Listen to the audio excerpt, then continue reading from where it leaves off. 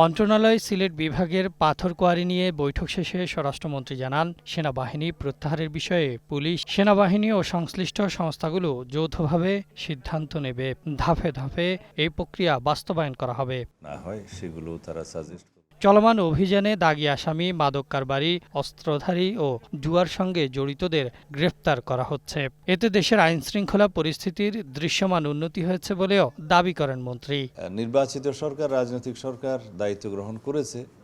আমরা পুলিশ বাহিনীকে একটা সুশৃঙ্খল অবস্থায় ফেরত নিয়ে আসতে পেরেছি বলে আমাদের এখন বিশ্বাস জন্মেছে, জনমনেও বিশ্বাস জন্মেছে। এদিকে সিলেট ও সুনামগঞ্জের পরিবেশগত সংরক্ষিত এলাকা বাদ দিয়ে অন্যান্য স্থানে পাথর উত্তোলনের সম্ভাবনা যাচাইয়ে সার্ভের সিদ্ধান্ত নিয়েছে সরকার। পরিবেশের ক্ষতি এড়িয়ে কিভাবে পাথর উত্তোলন করা যায় সে বিষয়েও কাজ চলছে বলে জানান স্বরাষ্ট্রমন্ত্রী। কি পরিমাণে, কত গভীরতায় এই পাথরগুলো উত্তোলন করলে পরিবেশ সংরক্ষণ করা হবে, আহরণ করলে সে ব্যাপারে সাজেশন দিবে।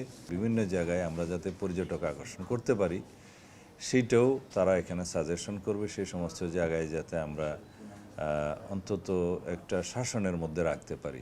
অন্যদিকে ধর্মমন্ত্রী কাজী শাহ মোফাজ্জল হোসাইন কায়কোবাদ বলেন, ঢাকা শহরের বিপুল পরিমাণ ওয়াকফ সম্পত্তি লুটপাট ও দখলে রয়েছে।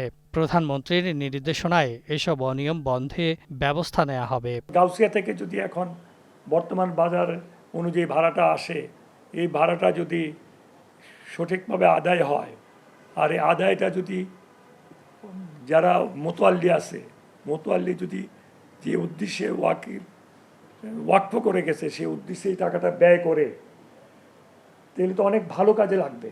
ওয়াকফ সম্পত্তি থেকে অর্জিত অর্থ জনকল্যাণমূলক কাজে ব্যবহার নিশ্চিত করার নির্দেশনাও দিয়েছেন প্রধানমন্ত্রী।